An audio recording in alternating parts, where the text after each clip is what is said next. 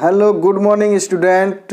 जैसा कि आप लोग जानते हैं कि आज मेरा यूट्यूब वीडियो का दूसरा दिन है और मैंने इससे पहले सेंटेंस के बारे में बताया था और सेंटेंस के टाइम्स के बारे में बताया था कि सेंटेंस दो प्रकार के होते हैं। अगर आप लोगों ने हमारा पिछला वीडियो नहीं देखा तो उसको डिस्क्रिप्शन में लिंक मिलेगा, उस लिंक के माध्यम से आप लोग देख सकते हैं या आई बटन पे क्लिक करके उसको पिछले वीडियो को देख सकते हैं।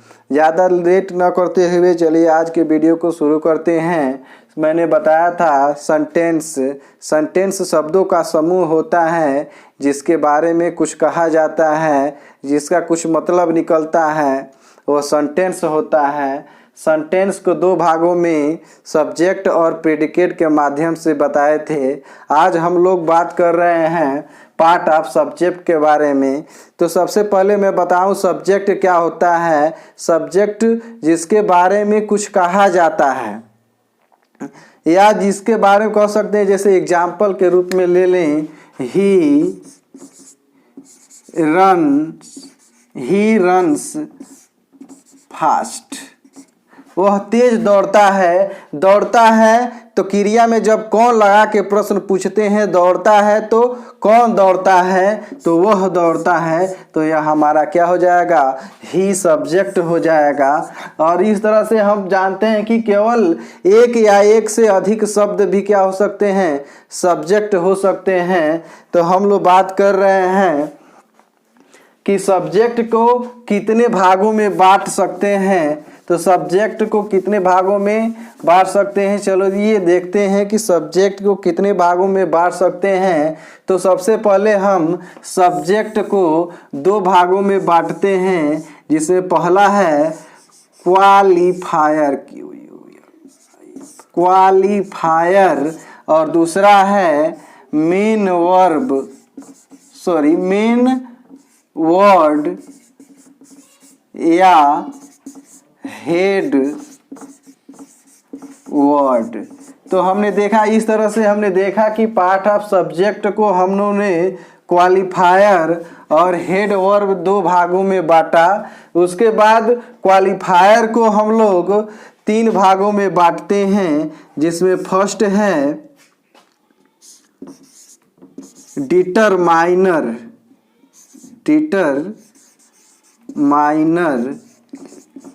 सेकेंड है एडजेक्टिव,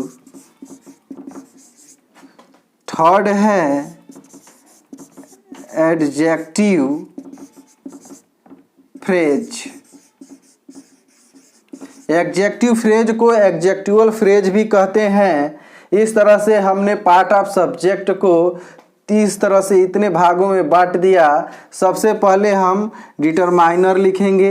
अगर वाक्य में हम देखेंगे डिटरमाइनर होगा तभी डिटरमाइनर का मतलब होता है कि निश्चित, जो सब्जेक्ट हेड वर्ब को क्या कर दे, निश्चित कर दे, वह डिटरमाइनर होगा। इसी तरह से मेन वर्ड की जो विशेषता को बताता है वह एडजेक्टिव होता है, और उसमें जो आया हुआ जो फ्रेज होता है, जो एडजेक्टिव की विशेषता को बताता है, वह एडजेक्टिव फ्रेज होता है। चलिए कुछ एग्जाम्पल के माध्यम से देखते हैं कि कैसे हम पार्ट ऑफ सब्जेक्ट को उनके पार्ट के आधार पर कैसे उनको अलग अलग करते हैं।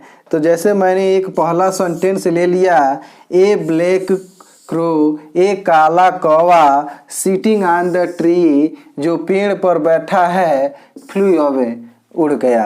कैसे देखो, एक सेंटेंस है a black crow sitting on the tree flew away, एक काला कौवा पेड़ पर बैठा है, उड़ गया।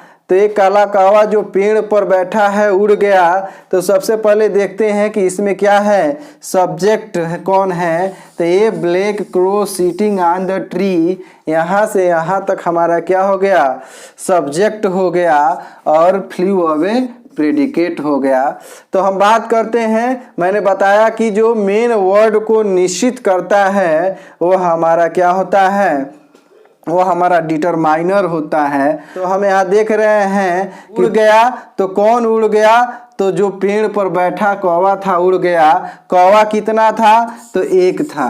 कितना था? एक था जो उस कौवे को निश्चित कर रहा है, अर्थात हमारा डिटरमाइनर क्या हो गया? ए हो गया। और कौवा कैसा था? तो काला था, तो ब्लैक हमारा क्या हो गया? एडजेक्टिव हो गया। और क्रो क्या है? मेन वर्ब है, मेन वर्ड है, सॉरी मेन वर्ड है। और वो कहाँ बैठा है? तो ब्लैक कौवा सिटिंग ऑन द ट्री, तो यह हमारा क्या हो गया? एडजेक्टिव फ्रेज हो गया। बात कर रहे हैं पार्ट ऑफ प्रेडिकेट के बारे में। पार्ट ऑफ प्रेडिकेट के बारे में बात करने से पहले हम प्रेडिकेट के बारे में बात करते हैं। प्रेडिकेट क्या होता है? प्रेडिकेट सब्जेक्ट के द्वारा किया गया कार्य, जो भी कार्य होता है वह प्रेडिकेट होता है। और प्रेडिकेट को हम लोग वर्ब, ऑब्जेक्ट और कॉम्प्लीमेंट के आधार पर उसको 3 भागों में बांटते हैं। और आगे वर्ब को हेल्पिंग वर्ब और मेन वर्ब के रूप में बांटते हैं। और ऑब्जेक्ट को इनडायरेक्ट ऑब्जेक्ट और डायरेक्ट ऑब्जेक्ट 2 भागों में बांटते हैं। अगर बात करें कि सब्जेक्ट वर्ब क्या होगा, तो सब्जेक्ट के द्वारा जो किया गया कार्य होगा वही वर्ब होगा।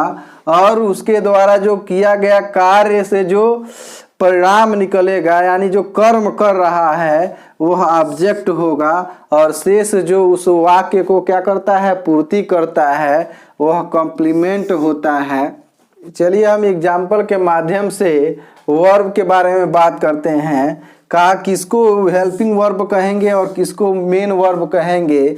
जैसे एग्जाम्पल के रूप में अगर ले लें कि सी इज रीडिंग अ बुक, वह एक किताब पढ़ रही है, तो हम लोग जानते हैं हेल्पिंग वर्ब क्या होता है? Is, am, are, was verb जो टू बी के रूप में होता है वो हेल्पिंग वर्ब होता है। हेल्पिंग वर्ब टेंस के अनुसार बदलता रहता है, लेकिन हमारा मेन वर्ब कभी नहीं बदलता है, टेंस के अनुसार भी नहीं बदलता है।